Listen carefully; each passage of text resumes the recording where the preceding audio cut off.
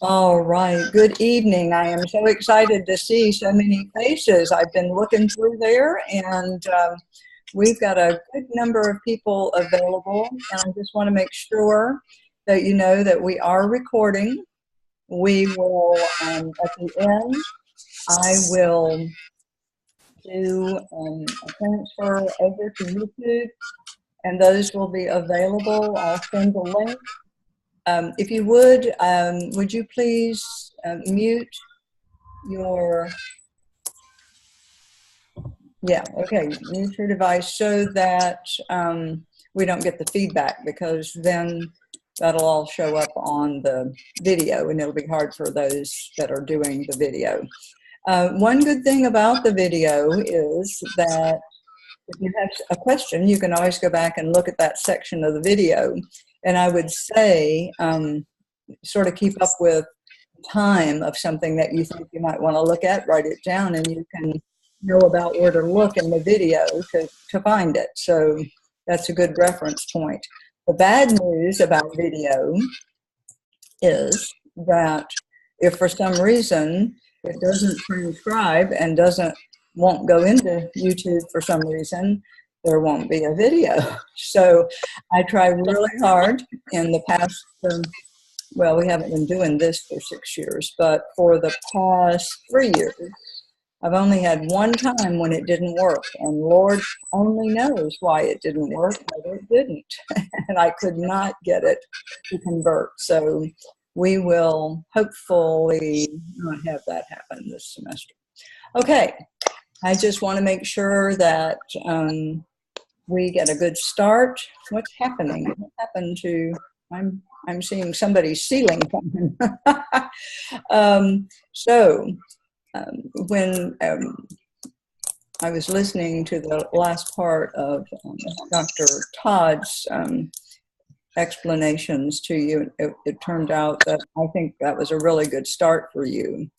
I have been doing this for about 6 years, and I will say that over those 6 years, if the students followed through and did the work and submitted what was approved, now those are a lot of conditions, none of them bounced back.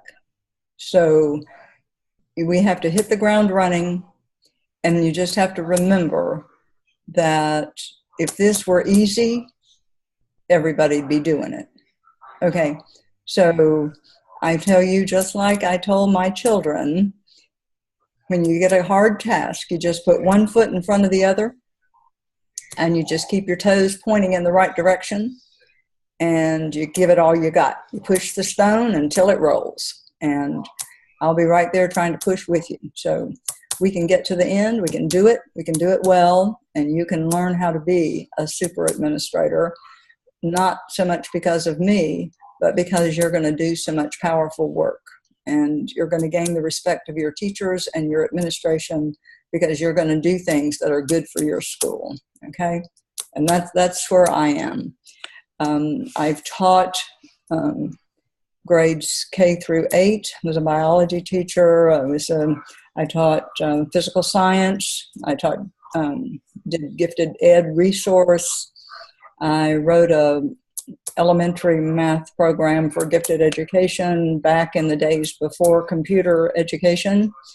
And I was an administrator in the high school for 10 years. I taught at the college level for about full-time for about 8 years, and been doing this. And I worked with UNCG's SERVE, which is the Southeast Region Vision for Education. And in that role, I worked mostly with DeKalb County, Georgia, helping their school systems get schools from individual Title I service to school-wide service. And that's a year-long process of school improvement where they have to document continuous progress, writing the grant proposal for the school-wide process. So I'm really into continuous school improvement, and I really think that that's where the future is in education. Okay, so it's your turn, but instead of taking time, I would like for you to email me, your name, a phone number, where you work, and what you do there, and any other significant information that you think I would need to know as I try to read your papers and get familiar with your situations, and so I can help you. There are people who are in charter schools, private schools, specialty schools. I've dealt with a lot of different environments. And sometimes when I first started this, I didn't ask those questions, but I found some really strange situations. So if I know the situation's strange to start with, I can be more helpful. So I just want to know as much as possible. If you give me your home phone number and I find there's a real issue, I will call you there and leave a message on your phone. If you don't give me the phone number, all I can do is email you and hope you read your email. And as Todd told you, make sure you read your email daily. Now, there is a way to change your email, forward your email from Gardner Web to whatever your personal email is, but you need to be using that Gardner Web email, whether you use it directly or if you sort of circumvent it and bring it to your own workshop. Okay, so my role, I am not an evaluator. I do not say this is, this is not going to go because I don't like it. What I like has nothing to do with it. It has to do with meeting the requirements of the rubrics that the evaluators are using. So I'm supposed to keep you on track, and a 3-semester program is really going to be running the gauntlet. You've got a lot to do, and I would say you need to say to your significant people, whether it's your family, a significant other, even your church, your social organizations, your next door neighbor, anyone that you spend a lot of time with, you need to ask them for their help and tell them that for the next year, you are going to be focused on self-improvement, and they need to pick up some of the slack for you and help you meet your goal, because this is a group effort. If you have children, you need to have people that are willing to help you with that. And if you have a lot of laundry, you need somebody that's going to help you with the laundry too once in a while. So, just let people know. I think that online education has gotten a really bad rap, because some people think if they sign up for an online program, all they do is pay their money, and at the end, somebody's going to give them a piece of paper that says they're a good person and they can do the job. And that's just not true. It is really not true. You name a university now, and they have an online program, and they're all focused on improving the people that are paying the money for the program. So this is not a fun ride. It's hard work, but it is rewarding work. And if you want to be a school administrator, you need to love it so that you can go through the pain and learn all you can. Because when you get there, the learning curve is still high. You just have to carry all that you know into it and then take off and run with it. So anyway, my focus is making sure that when you submit to TaskStream, that evaluator is going to say, this is at proficiency or better. And I will say that last semester, my average class group scored 3.89 on a 4-point scale, but some of them rewrote papers 2 and 3 times. And now I don't want that to happen to you. And I can tell you that what happens is people don't listen, and they get about halfway through and they go, oh my gosh, I need to start understanding this better. And you don't have that time because you've got half the time to finish, the program. They start out, they're doing one of these evidences. You're doing 2. So we're going to get it done, but you've got to follow through. Okay, so you have an MLS handbook. You got the handbook.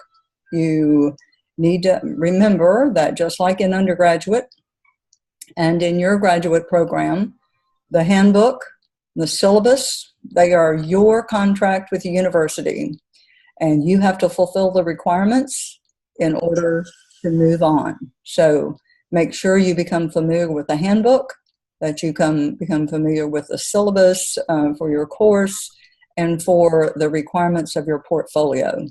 I will say the portfolio is a definite presentation of professional self. And I say that because a lot of times we do things in graduate school that we just do them to get through the course or get through the project or whatever. That is not what this internship is about. What you do in this and all other evidences will still be being used at the end of your program. When you get to your third semester, you're going to go back and you're going to be using each piece of these 6 evidences. So you want to make sure as you do them well, because you're going to be needing them again, and you don't want to have to do them over. Okay, so when we do it right the first time. Okay, and some terms, the 2 terms are evidence and artifact. And I am the worst offender in this, because when I first started the program, we called the 6 things that we're now calling evidences, we used to call them artifacts. So I have just really got to train myself, because there are 6 evidences that you're going to be doing, 2 this semester, 2 next semester, and 2 the third semester. And what you then use as documentation is actually called the artifacts, because artifacts are the remains, right? When we talk about archaeological artifacts, we're talking about the things that tell of the dig or the civilization or whatever. So the artifacts are the things that you're going to use to demonstrate that you did the work. And so we'll talk more about that, but just trying to get that with you is the evidences are the 6 projects, and the artifacts are the things that show you did that work.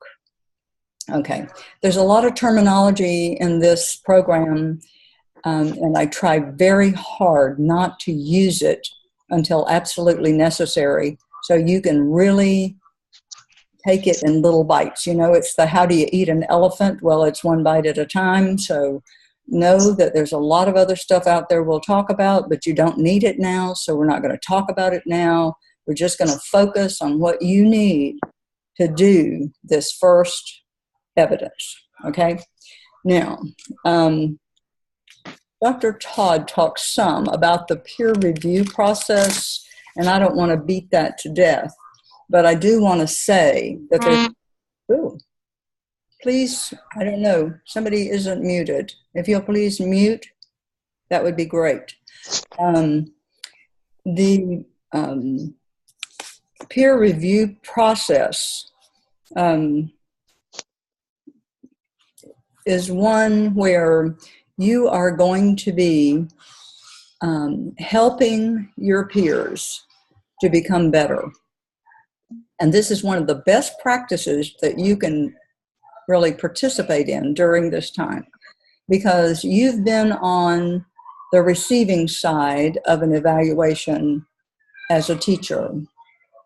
What you're asking to do is to be licensed to be able to be on the other side of the desk and give positive, supportive, and constructive feedback. That does not mean, oh, you're doing great, go and keep doing the same old thing, because it's not all like that. There's great teachers out there, and there's some teachers that need support and improvement. And if you're going to document a teacher's improvement so they don't lose their job, you need to be able to give some positive, constructive feedback. On the other hand, if you have a teacher that is just a superstar. You need to be able to give feedback so they can expand their sphere of influence. Do you want them to start doing professional development in your school?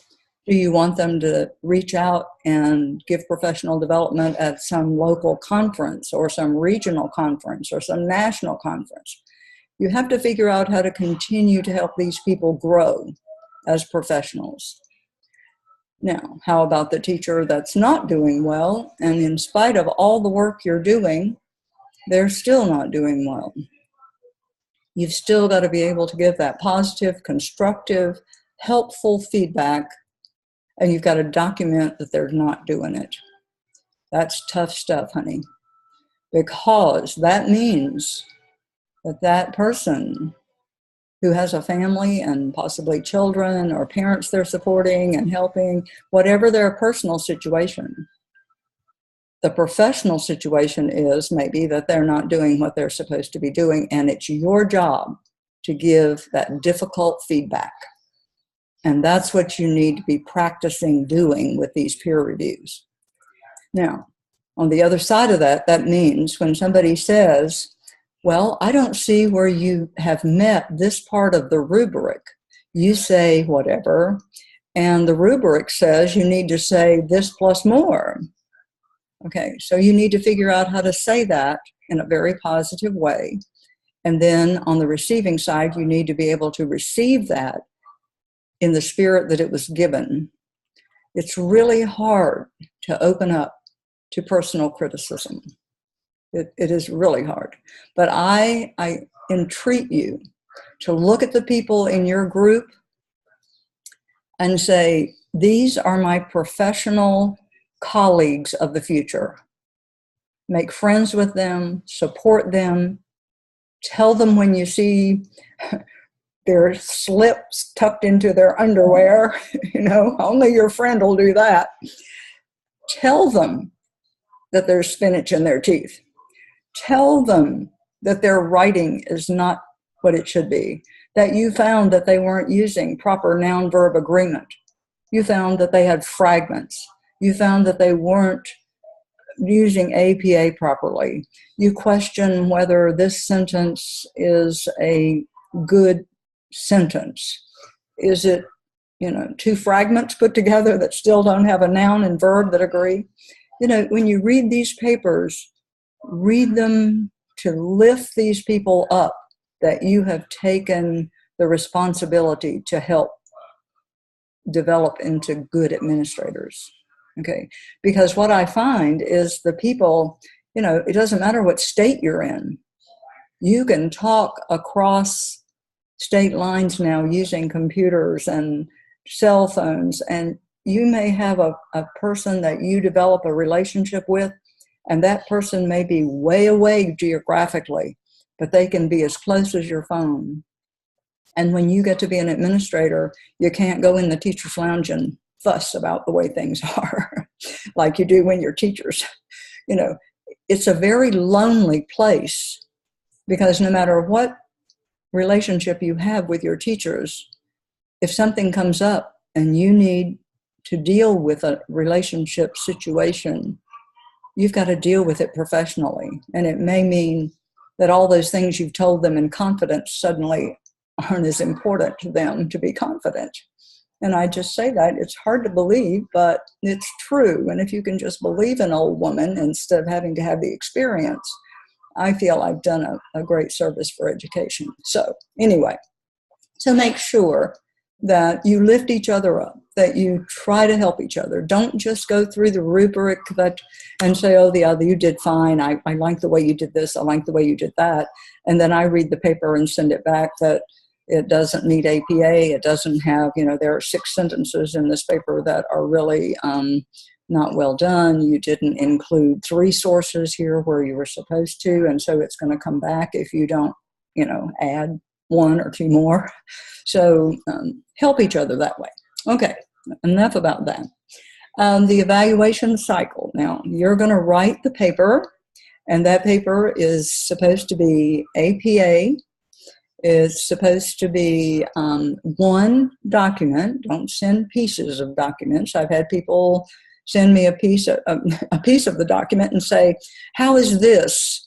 Am I on the right track? Well, no, I don't want to read all your papers 2 and 3 times a piece at a time because it flows. I have to hear how you set up, how you did this, and what the goal was. And, because each of your schools is so different, I can't talk about what your project will be like because your project is going to be unique to your school. And that's the beauty of a continuous improvement process, is that you look at what you've got, you figure out what's wrong, you figure out what you can do, you prioritize those things and say, this one may be the best, but we can't afford that, but we can afford to do these things. And that's what we're going to put in place. We're going to write a plan about it.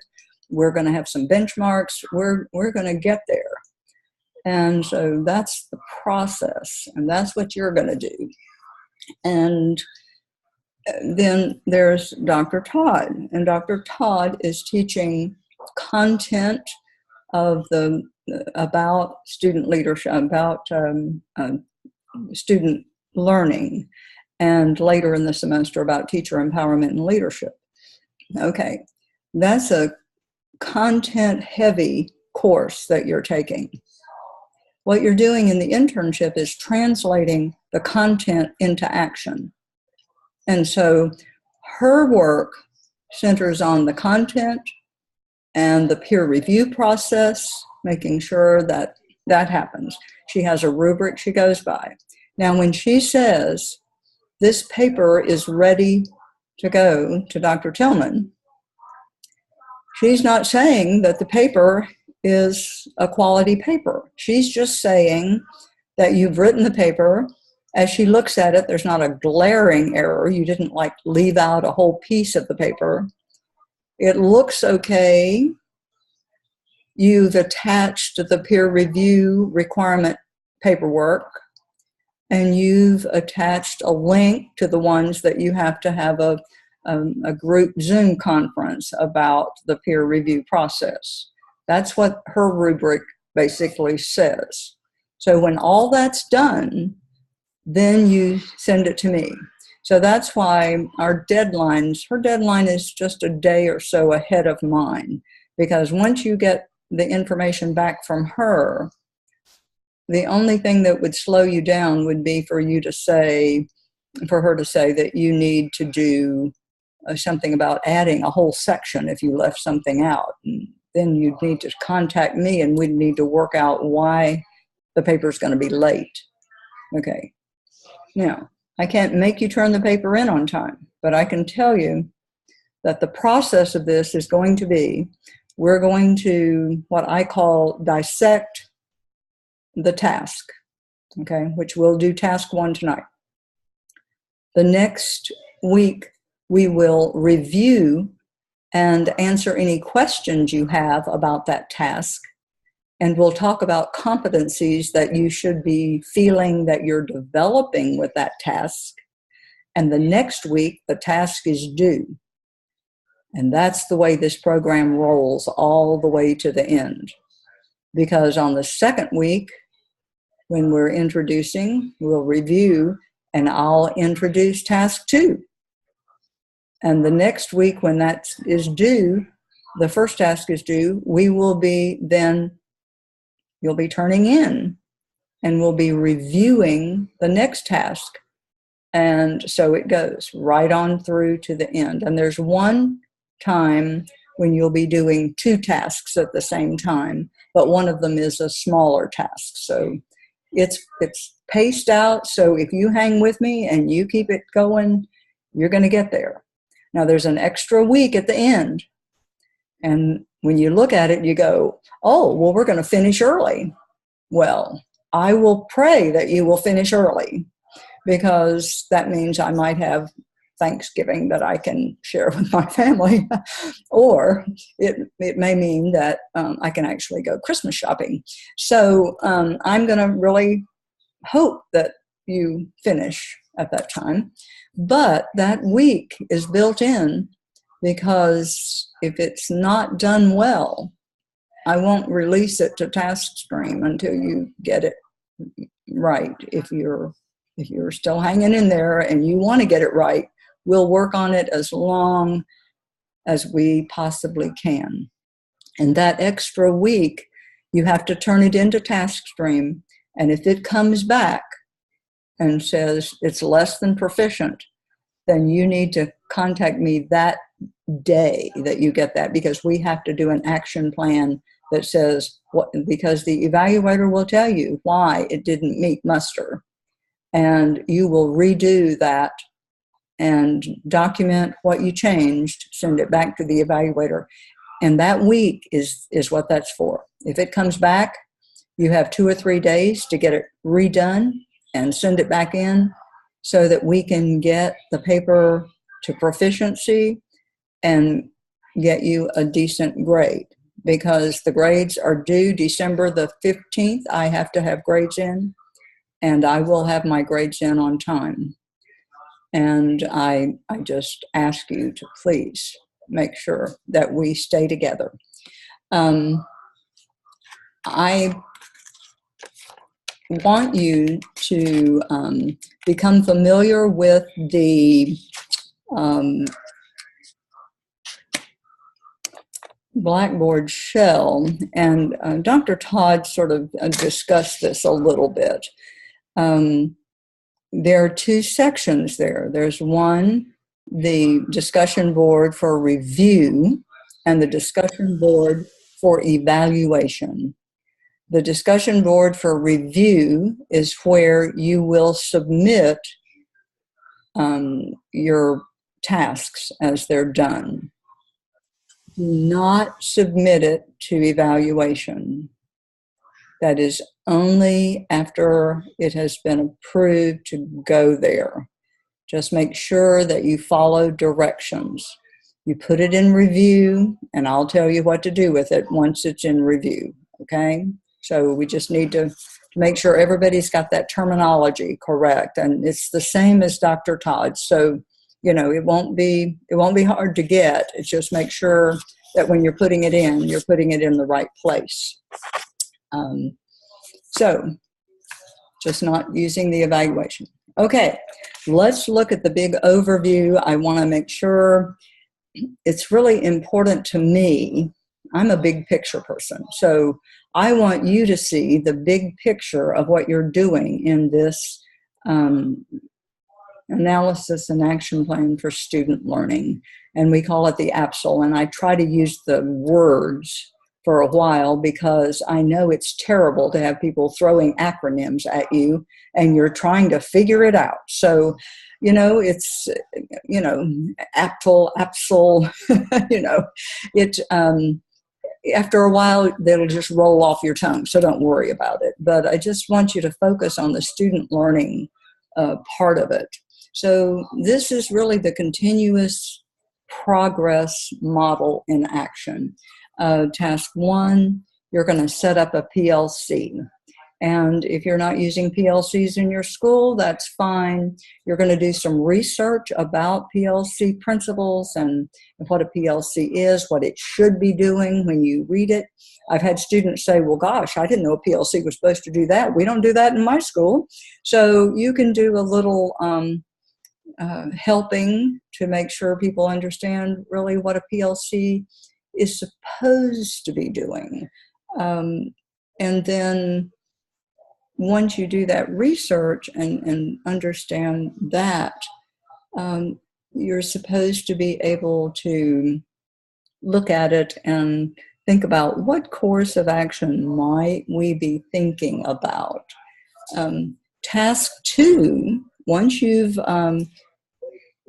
figured out what a PLC is supposed to be and you've selected some people to be on your team, your PLC team, and then you've laid out a plan. You know, you need to have a good vision. Don't just sit down and start doing stuff. You know, what is it that, what is the vision here? What is it you want to happen, you know, and then lay the plan so that it can happen. Task 2 is going to take you to having that team do an academic needs assessment. And I stress academic because some of your principals are so excited that they have your hands and that you're going to be doing some extra stuff. They already have decided something they want you to do, and it may not be what you're supposed to be doing. So you've got to do a little PR so that you can sort of navigate that problem.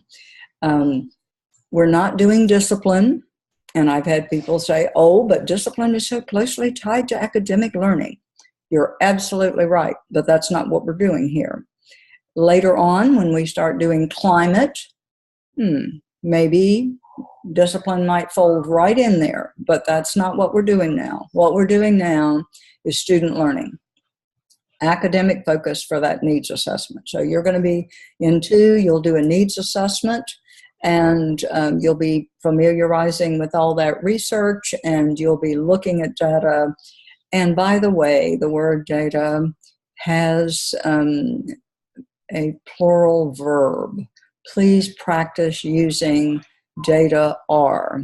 Read your newspaper, read your journals, and you will notice that it's data are. It doesn't sound right because the general public doesn't use it right. And there are some people in the modern world, and I don't know where they came from, but they are trying to change it so that it's a singular word, but the word is plural. So just save me a lot of red ink by making sure that you go ahead and every time you see it, make sure it has a plural verb. Okay, that's a little sidetrack. Okay, now in 3, once you have done your need assessment in 2 and said, oh my goodness, here are the things that we need to be working on, let's prioritize those. Let's work on the one that'll give us the big bang for the buck. Then you have to go out and do the research and find the best practices for that particular focus for your kind of school. And so that piece is it's a fun piece actually, because you get to go out and look at what other people are doing, what's being recommended, what do the research studies say, and you're going to come up with the best practices. Then in task 4, after having identified, after having looked for the resources, that the strategies and the resource kinds of things that can help your problem produce better student learning, then you develop an action plan. What is it that you're going to do? And that's 4. The action plan is going to tell you exactly what you're going to do. And it's going to have the look of what a lot of school improvement plans have. It's what are you going to do? Who's going to do it? How often are they going to do it? What are the benchmarks? How are you going to evaluate it? Long and short-term goals, those kinds of things. And I'll give you a format when we get to that point, and some of you won't use it. Some of you will decide you don't need to have all those columns, and you don't want to do that. But let me tell you, when you get to the school improvement action plan in 605, you're going to have to go back and do it. So do it now as you go, because right now is the time you're going to have all that knowledge floating around in your head about how did we choose this? What resources did I find? What did we decide to do? How did we decide we were going to implement it? I didn't write it down, but what was it we were going to do? Well, you don't want to get there. You want to be able to get to 605, pull this back out and say plop and put it right in there where it goes. So do the pain now, a little bit along, so that you actually have Christmas. We want to make sure that nobody is going to end up having to do stuff over some other time. So we're going to get that done. Task 5, after you've done this process, it's very important to do a reflection. What went well?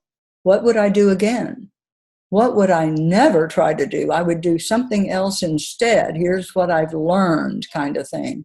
And you're going to take those 21 competencies that Dr. Todd talked about, and you're going to talk about each one in relationship, the ones that she is requiring that you do in the AAPSL.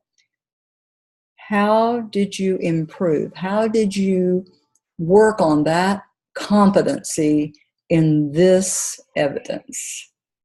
And then when you get to the action plan related to teacher empowerment and leadership, you will do the others, so that at the end of the semester, you'll have 21 of those competencies, and you will have evaluated yourself and said, this is how I've grown in this area related to this particular evidence. So that's why we're not talking much about competencies. We will talk about them along, but we're not going to belabor the point right now, because that's not where you are. Right now, where you are is getting task 1 underway. That's all you need to focus on right now. But I just need you to understand this whole process. Now, once you get the AAPSL done, you have the process for the next 5 evidences, because you're always going to be going through that process of looking where you are through some database, and then you're going to be deciding what needs you have. You're going to be researching what can you do. You're going to be making a plan to do it, and you're going to be assessing how you are growing in the competencies relative to that evidence. And that's what your next 5 semesters after this, I mean, the tasks that you do, the next 5 tasks are all going to have that continuous process, evolving picture. So I want you to understand the process, because once you get it down, you will stop looking at it as task 1, I've done that, push it aside. Task 2, I've done that, push it aside. You can't do that, because task 1, getting the right people is really important, because those people are the people that are invested in the data you're going to be looking at. And those are the people that are going to take that data and do research to figure out what to do about it. And those are the people that are going to be deciding a plan and who's going to carry out the plan. And then you're going to reflect on your leadership and those skills. Okay, hopefully you see that process in action. And you need to talk with your principal in those terms, that it's an ongoing flow of feeling. Okay, so that's what we know about the 5 tasks after this, for this particular one. Okay, so you brought pencil, you brought paper, you brought your manual, you brought your best thinking. So now we're ready to dissect task 1. Okay, well now we can get, we know that it's going to have a title page, and you're going to follow APA on the title page. At some point, you'll do an abstract, but it's probably, I would wait until you get ready to smash the paper together, because at the end, after task 5, you actually go back and smash this together, and it becomes one paper, one continuous paper, because that's the paper that goes into your portfolio. We work on Blackboard getting it ready, and only when it's ready does it go into task stream. And I have one other little thing that we need to talk about. Please, I'm sure there's no one out here that will do this, but do not go to a paper buying site and buy a paper. Please don't do that. And I see people out there laughing, but I'm telling you, the reason you don't want to do that, number 1, it's immoral. And number 2, that after you've smashed the paper together, and I've said, okay, I think it's ready, before you send it to task stream, we run it through Turnitin. And Turnitin, if you're in a high school, you probably are using Turnitin in your high school, because high schools worldwide and universities worldwide are using Turnitin. It is an originality check, and it has a database you would never believe, because universities tap into it. It's been used a lot by doctoral programs up to this point, because doctoral programs are really so important to all professions. You can't have people stealing other people's work and getting a doc by their name. So, but now even high schools are using this, and they're using it as a tool to help students learn how to write, how to document. And I will say that I have not had, in my experience at Gardner-Webb, a problem with plagiarism. The problem is you don't use APA. And if you don't use APA properly, it's going to come up as being copied. In other words, if you say, Smith said, da da da da da da da, and you don't put the citation at the end of what it is you have relayed that person said, it's going to come up and give you a copy on that. And it's because you didn't put the quotation marks in the right place. If it's a direct quote, remember, if it's a direct quote, you not only have to cite the source, you have to cite the page. So please don't do all this quoting and then have to go back to your sources and find the page. It's time lost and wasted. So make sure you do that. So, as you go, if you're not sure about what APA says, when I was writing papers, I had to go to the manual that I had to buy, and I had to look it up. Guess what you can do? Mr. Google is sitting out there waiting at your beck and call. And all you have to do is, what do I do about a direct quotation in APA? And guess what pops up? There it is. Here's what it is. Probably give you some examples. And have you noticed that you have a style manual that's been given to you? Did you see that? Everybody knows they have that. I think Dr. Todd has it out there. And it has samples in there. It has a list of things you need to do for this paper so that you don't have to have it sent back. And I will tell you, I'm not going to be the APA guru here. I'm just going to say, does this meet APA? Because I want you to look it up and I want you to know. You're not trying to impress me. You're trying to learn how to write a paper. And you folks have had the experience of writing papers for a master's, or you wouldn't be in the add-on group. So I have high expectations for you because you're supposed to have already written in APA, because every education program uses APA. So just dust off what you know and use it. And if you have a question, do the thing and go on. I know in that style manual, it recommends, I think it's called OWL. It's out of Purdue University. They have one of the best APA tutorials. And there's one that's called, I can't remember, but I think it's in your manual. There's another one in there. I think it's BibMe. That's what it is. BIBME, like bibliography me. But your reference page isn't called a bibliography. It's called references. So make sure. And I'm not sure why they called it BibMe, but I think that is what it's called. So use a source. I think OWL is probably the best, Purdue. But even if you just go Google it, you're going to probably find the information that you want. Okay, so you've got the title page. You need a school profile.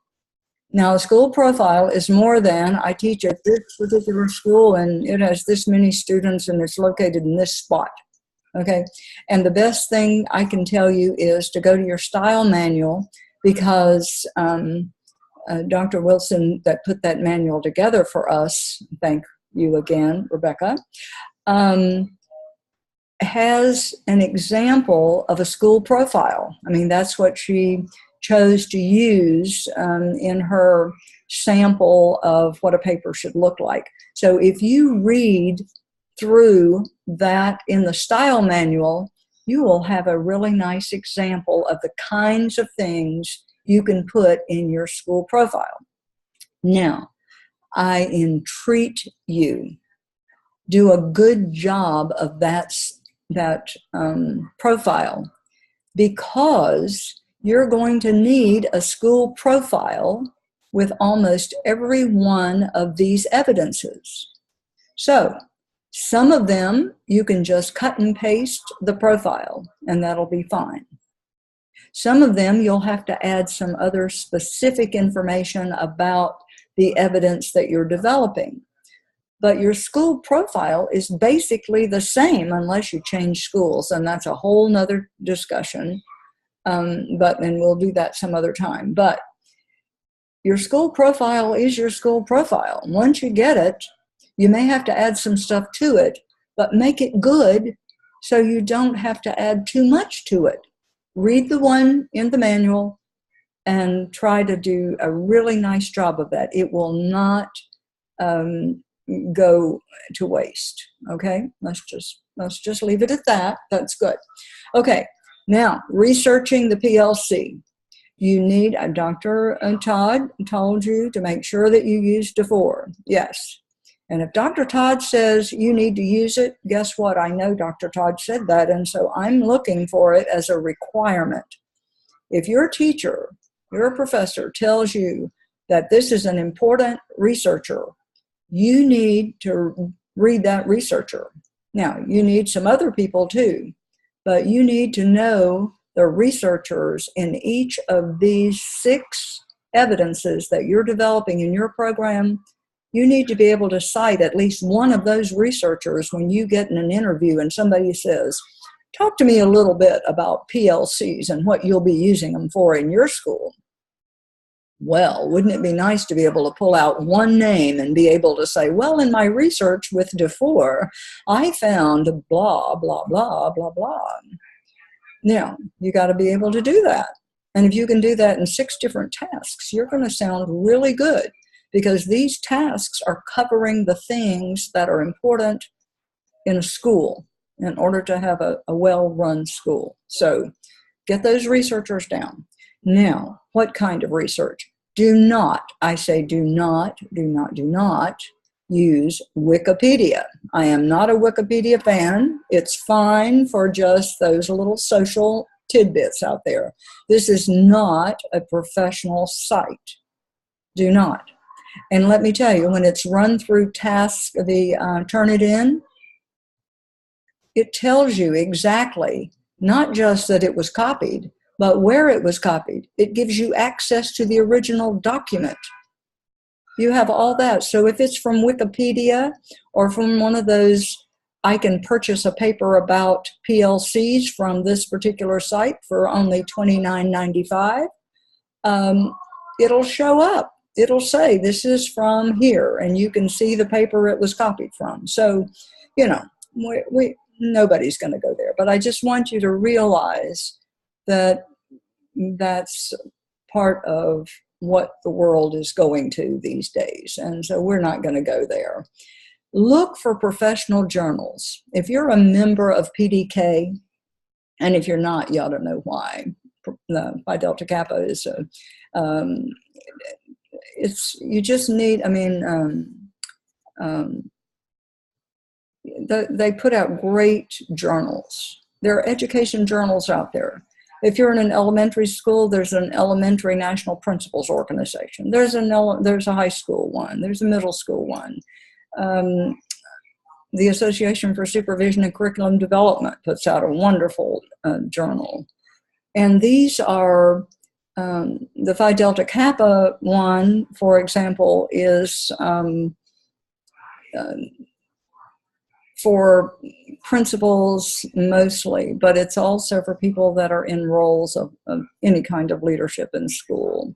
and it is a well-respected journal. Ed Leadership is another one. They are jurored, which means the articles are, are read and they're critiqued and they're selected on their quality and their authenticity and the research behind the article. So those are great journals. So look at those and pull important things, not just something to get it done. I see a lot of people, I'd rather see 3 really good sources from good name researchers than to see 10. I got it off the web and it was a 2-page summary. And I will tell you, even I've had people try to turn in research which turned out to be the flyer for somebody's professional development consultant.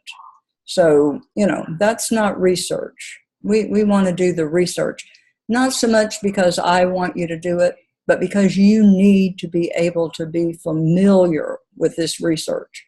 And once you've read it, you make it your own. You may not remember the name, but you can look the name up, but you'll remember the stuff. And the stuff is what's going to get you to a successful place in administration. So make sure the research is good. Okay.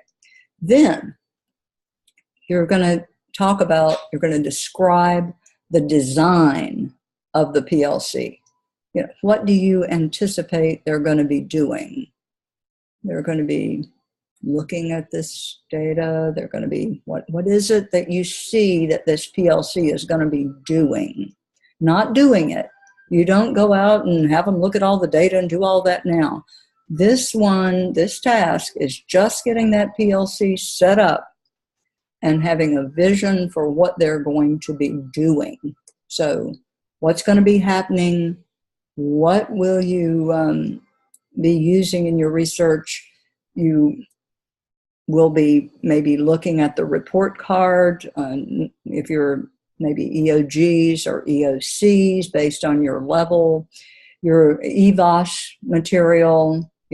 What is it you're going to be looking at? Not looking at it. You're not going to go there. You're not looking at it yet. You're just deciding what it is that you need to do. Why did you form this PLC?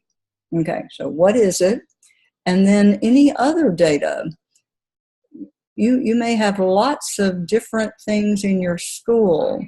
You may have a really great benchmark program with whatever you're writing about. You may look at your school and find the best data that you can use to move this forward. And remember, the focus is on the student learning. It's not on discipline. It's not on how to improve attendance. It's not any of that. It's not how to retain more teachers. It's not about that. We'll be getting to that, but we're not getting to it now. Right now, all we're doing is setting up a PLC to improve student learning. And so that's what we're about there. So you've selected the people, and you need, in the selection section, you need to talk about what kind of people need to be in this PLC. And then you need to present the people that you selected for the PLC and talk about their expertise and the criteria match that they make. You've said, here's what I need in my PLC, and here are the people I selected. And, you're going to invite them, and you're going to document that they actually accepted and that they agreed to serve on this, and talk about their strengths and expertise. Okay, so then you talk about what is it that your vision and purpose. So once you've got that, you're going to actually have a meeting. You can't just talk about you will meet. Future tense is not what we use here. You designed, you've selected, and then you meet. And the meeting is where you nail down the mission and vision. What is it that these people are agreeing that they're going to do? The vision, the purpose, why you're going to, what you're going to be doing, and making sure that everybody is on go, that this is what we're going to do, and this is how we're going to do it. Now, one thing I need for you to be doing, that's basically the paper. But one thing you need to be doing is thinking about the artifacts. That is, what kind of things will show that you did this work? Well, one of them would be some correspondence between you and the principal saying that you have permission to set up this PLC. That would be good. Your meeting agenda, notes from the meeting, pictures of you conducting the meeting. Those are the kinds of things that you will need to document the artifacts that you will be thinking about. And you need, as you approach your principal, you need to make sure that you cover your bases. Don't just have a verbal agreement. If you can't get them to send you an email, send them an email, and then when they respond, you have the evidence. Okay? You've got to have a paper trail that you've talked to your principal agrees that you're going to set this PLC up, this is what it's going to be doing, and that they agree you can do it. Now, that brings me to a very important point. And people they're breaking this rule all the time, and it's really hard for them. Do not ask your friends to serve on this PLC to help you with your graduate study. Do you know people really, they're going to smile and say, oh yeah. But do you know how many of those people really want to help you get a master's, another master's, or later on a doc? Not many. You want to approach this as the principal has asked, or the principal and I have agreed. I have been assigned by the principal. I am doing this to improve student learning, to improve services to our students, to determine the neediest areas in whatever you're getting ready to work on. Frame it as student learning, school improvement, not your improvement. This is about you in a way, but the bigger picture is it's got to be about student learning. Okay, so because people send me documents to document that they are doing these things, and inevitably I get a letter that says, I am getting ready to get a master's in educational leadership, and I need your help by whatever.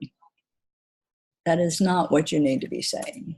So just do it the way you want, but it'll be easier on you if you frame it and you do it from the perspective of improving student learning and student performance, test scores, however you want to frame that.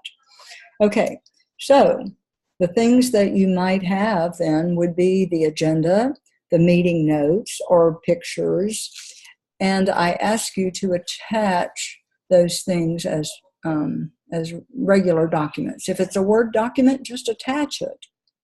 Don't attach a screenshot of a document.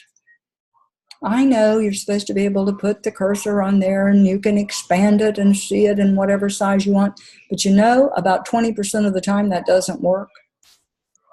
So you don't want to send this to the State Department with 20% of it not working, and you don't want to have to go through and make sure every screenshot does work. You don't want to do that. Just attach the document, okay? And I know that some professors say, oh, I'll take a screenshot. Well, for what the 601 or 602 or whatever professor needs, a screenshot is really all they do need, because they just need to know you did something. They need to know that you wrote the paper and they've generally looked through it and you've attached some things and it looks like there's some documentation down there. So that's fine. Okay. But I'm looking to see that the documentation fits what you're doing. And if it's not, I will tell you so that you attach the appropriate thing. When you get to the evaluator is looking for specific things. In this particular task, the evaluator is looking to see that you got permission and that you actually did the work. So you've got to show them that you've got to show them you actually held that meeting and that you actually did get permission from your principal. So however you do that, it's fine, but that's what you got to do. Now, we are sort of running out of time, but I did one last thing that I wanted to talk about, and that's going back to the APA. And I just want to make sure, oh, I'm sorry, I should continue with the paper for just a minute. After you have written the paper, you want to make sure that you have a reference page, and anything that's cited in the paper must be on the reference page. And anything on the reference page must be cited in the paper. Now, you may have read 5 different articles, but if you only used 3 of them or 4 of them in your paper and cited them in the paper, you can only put 4 things on there. Okay, so that, and in APA, you use the hanging indent. You know, everybody knows about that. It's justified left, indented, 5 to 7 spaces or whatever the number. Okay, so make sure if you do, if you have things that you created, remember those go in the appendix. So by the time you finish this paper, not this particular paper, but the whole AAPSL, you will have an appendix. So remember, if you created it, it goes in the appendix. Okay. And it has to be cited in the paper. Okay. Okay. Now, APA, let's see. I had a few things I wanted to make sure that I covered, and so I wrote them down. Okay. Make sure that 12-point type, New Times Roman, and tables and charts are 10-point, right? Paper is double-spaced, except tables are single-spaced and charts. Okay, just check on spacing, indentations, make sure you know about that. There's a title page in that wonderful manual that you have. Use third person only. I does not appear in this paper. What you use, which sounds really stilted to you right now, but by the time you write a few of these papers, the candidate will just come flowing right out of your fingers, because that's who you are. You are the candidate. You are not I. Okay? So we're writing in third person. We do not put anybody's name in this paper. We identify people by their title, or teacher number A1, or teacher A, B, or the principal, the academic coach, you know, what is the title, or just, and if you have students listed, which you would not here, but if you have students, you redact the name. No names, okay? Yeah. All right. Tables and charts, we talked about that. We talked about the reference list. There's, when you're doing research, you don't have an opinion. Okay, I love to hear your opinions about things, but this formal paper is not the place for it. You don't make opinionated statements in a research environment. That's just, it's not appropriate.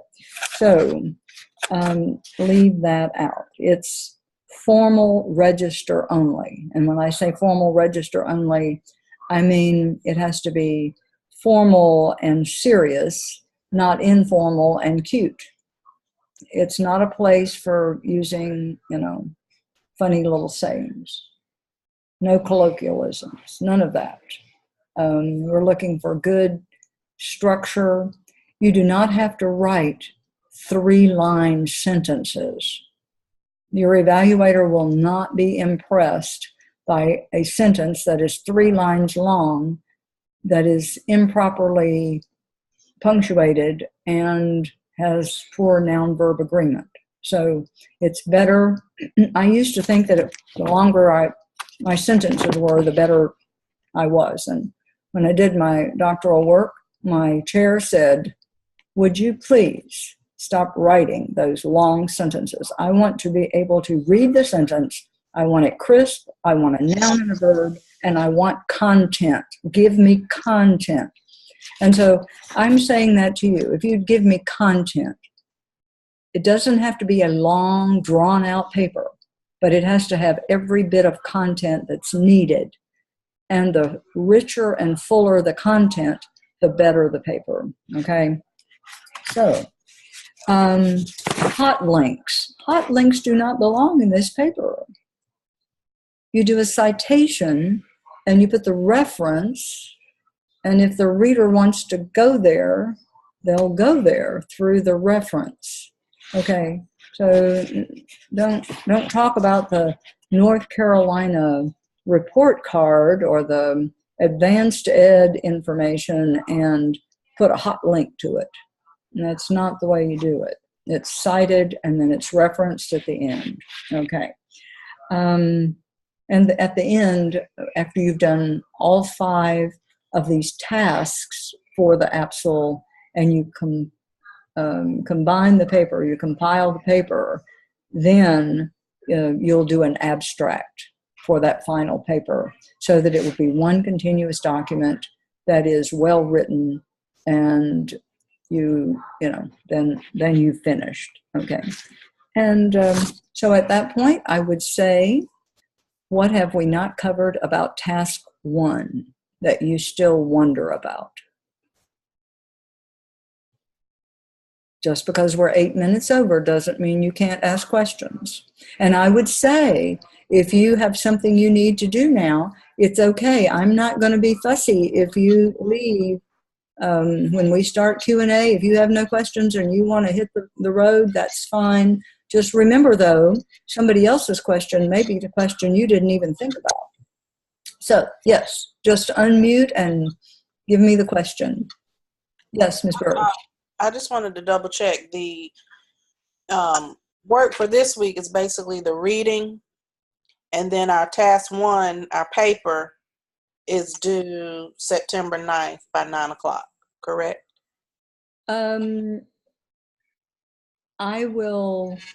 I think it's the next day for me.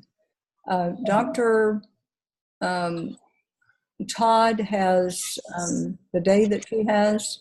My paper is due the day after. And I thought I sent you a list. Did I not send you a list of the due dates? Well, I have this weekly assignment sheet, and week 1, it's talking about the reading, and then there's task 1 draft due week 2. Okay, hang on just a minute. All right, let me just go over here and get this. When we meet next time, we will, for me, you will still be working on task 1. Okay. task 1 will actually be due to my discussion board for review. Remember, you're not putting it in evaluation, you're putting it in review in my Dropbox 9/13. And I think she wants it maybe 9/12. I'm not sure what the date she has. But the process is you turn it into her and you get some feedback, and hopefully you'll get the feedback before it's due to me. But the date that it's due to me, 9/13 for task 1. And I will check and make sure, because she sent you a schedule, but I also have a schedule for the internship that's separate from her. Oh, okay. I don't think I got yours. Okay, so I'll just make sure that came. I think everybody that went to her meeting knows my husband was in the hospital for a couple of days. I did bring him home today. And so I'm a little scattered. I had, night before last, I had all of 1.5 hours of sleep. And so last night I had maybe 4 or 5 hours of sleep. So I'm burning my candle at both ends today, but I'm going to get better tomorrow. I'm going to sleep all night long tonight. And I will check tomorrow and just make sure. But everybody be aware that it needs to be in my Dropbox 9/13. Now, if you put it in there 9/14, I'm not going to beat you with an ugly stick. But I will tell you, if you get behind, it's a snowball. You just don't want to get behind. And realizing that I have a lot of papers to grade and that I will be trying to be really meticulous on this first couple of ones, I'm hoping that you'll realize I will try to get to them as quickly as I can. And I review them and comment on them in the order in which they are received. So if you get them done early, you're doing your classmate a big favor, because I can review yours, and then when theirs comes in, I can review theirs. But we are going to stay on the schedule that I have designed, because if you stay on that schedule, you're going to finish on time. And if people get behind, I used to tell my AP teachers that we don't teach remedial AP. There is a schedule for AP, and that exam is coming.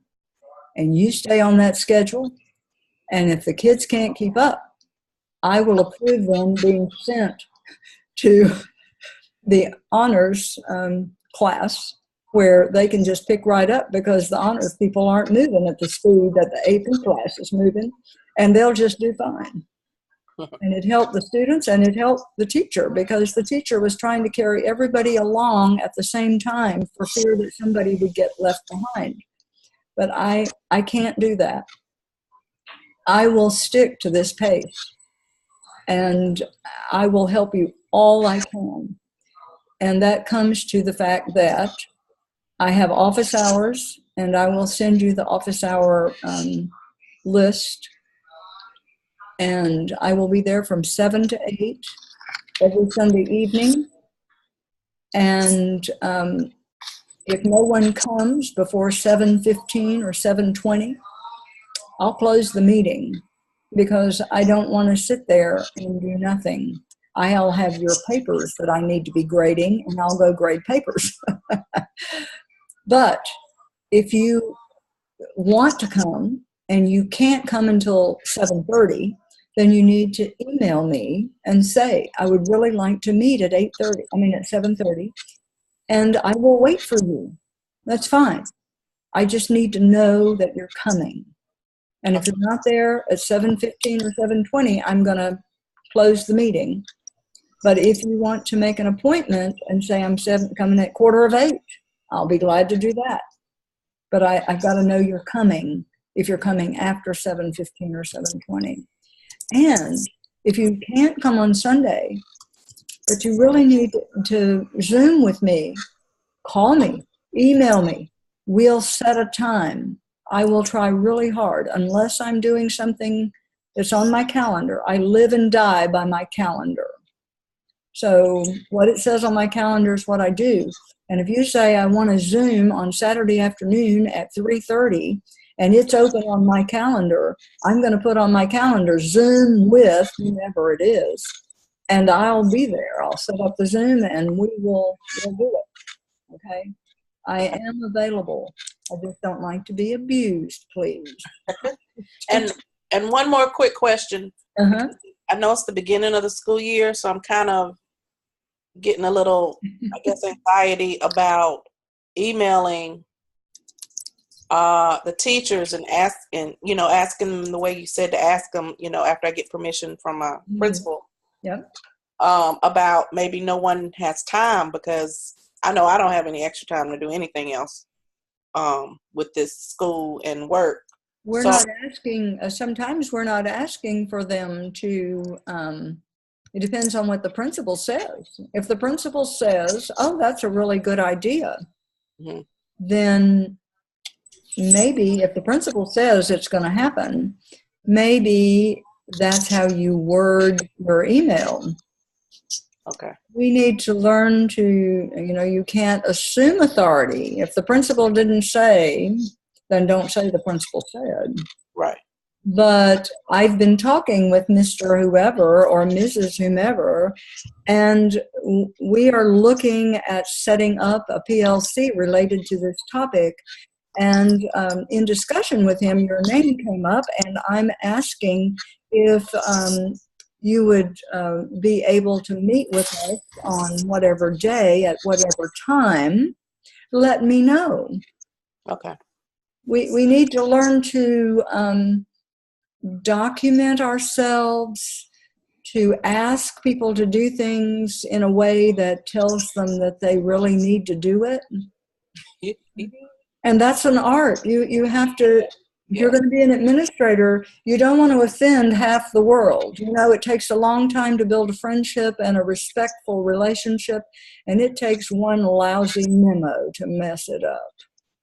I have found that's really true. Yeah. Yeah. Yeah. Okay. Other questions?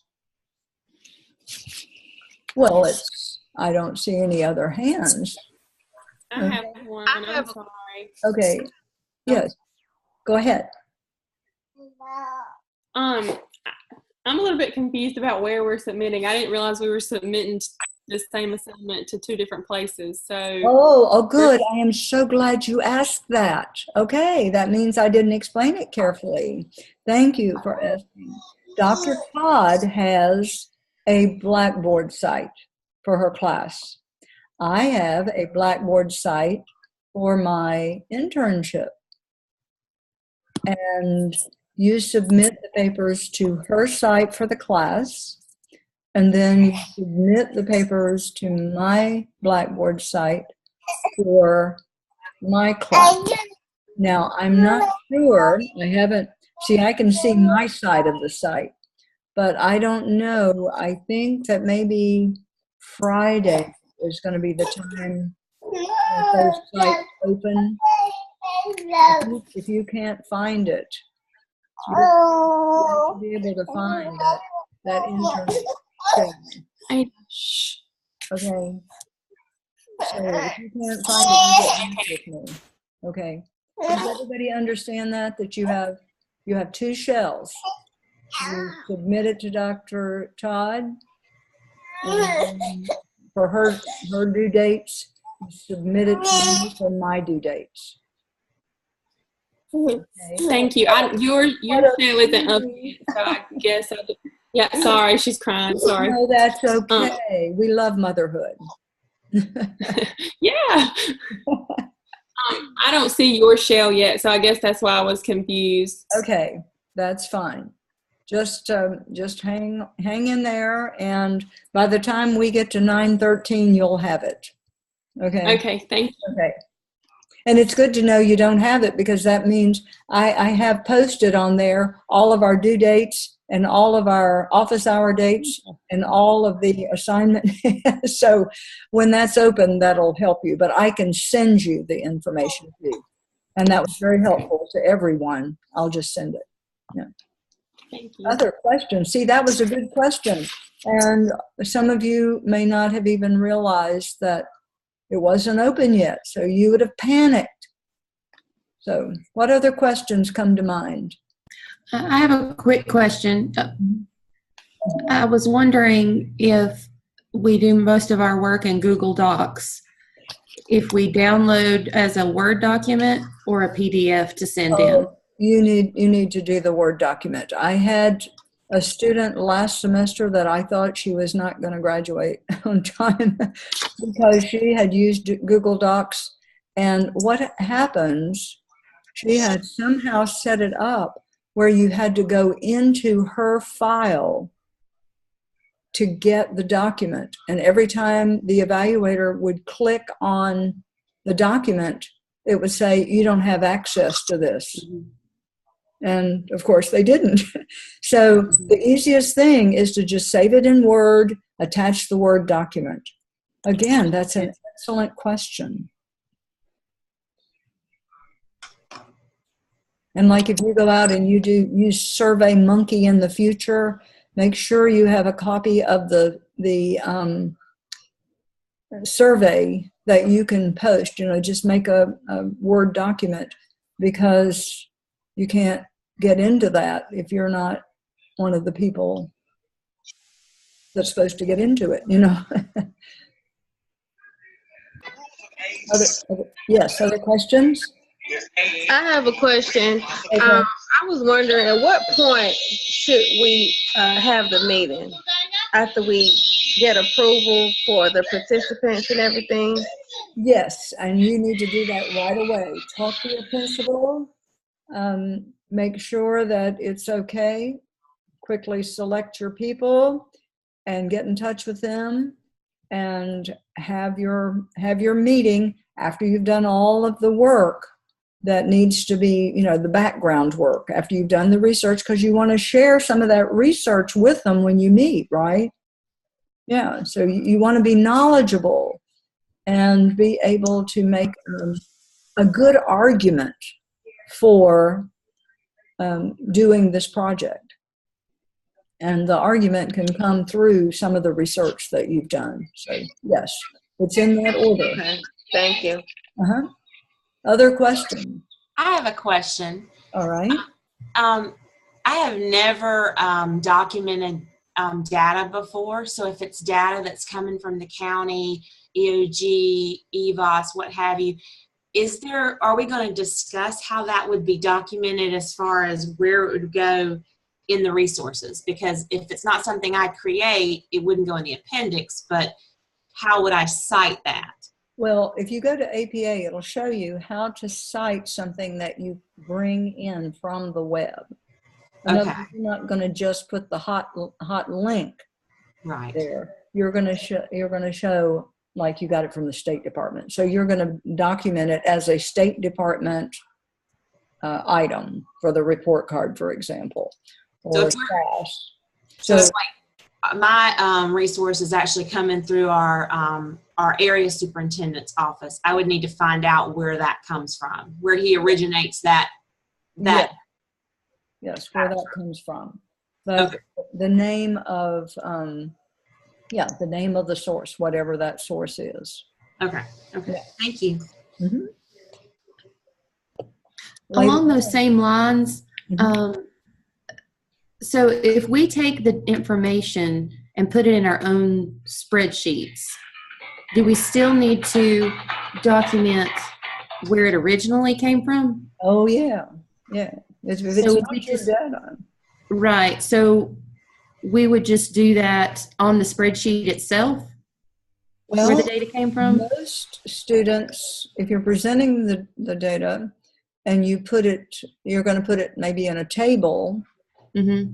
Okay. So you would just, when you document the table, you'd have a title for the table and you'd have a note underneath the table.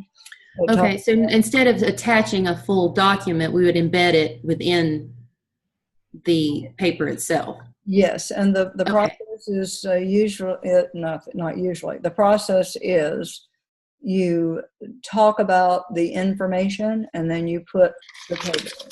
Okay. In other words, In other words, what you're doing is, here's the table, and here's what the table says. You're actually writing the narrative about the table that's embedded.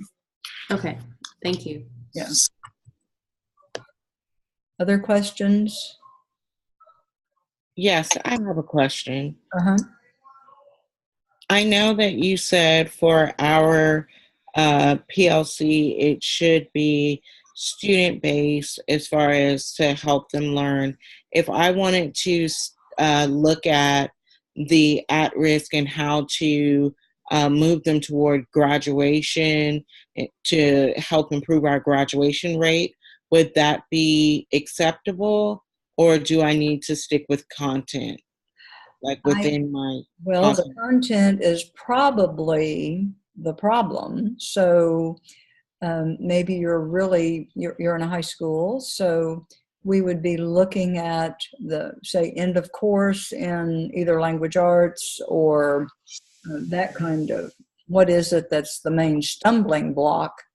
And a lot of people will look at the end of course data and say, okay, here are the problems. And then when you start looking at the sort of the disaggregated data, you know, what group? Is it a specific group? Is it your, say, African American males? Is it your English language learners? Is it students in special education classes? What group of students is it that you can document from the data that's really causing the graduation rate to drop, because they drop out because they can't do the language arts, they can't do whatever. Thank you. And thinking.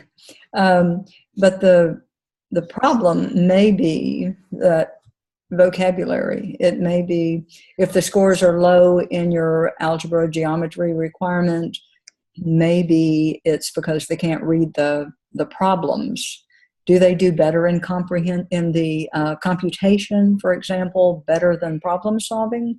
And if so, you've targeted the language arts, which you can see in the language arts section end of course test. So you've got to come up with a way to demonstrate that you've identified a key problem. Okay, is that helpful? Yes, ma'am. Thank you. Okay. And I would say too, we both know attendance is a problem there, but the attendance is not what you want to deal with. Okay. The attendance you might be able to deal with sometime in another evidence. Okay. Yes, ma'am. Yeah, okay. Other questions? You have great questions. You're in questioning about where my students are when they get into about their third semester, when they really start perking up and saying, oh my gosh, I need to understand this. So this is really good. Any other questions before I end the meeting? Anybody that needs to stay after, let me know. I need to stay after. Okay, I'm going to find this little thing down here that says stop recording, but I'm going to stay on, and anybody that wants to stay, please feel free. Good night to all.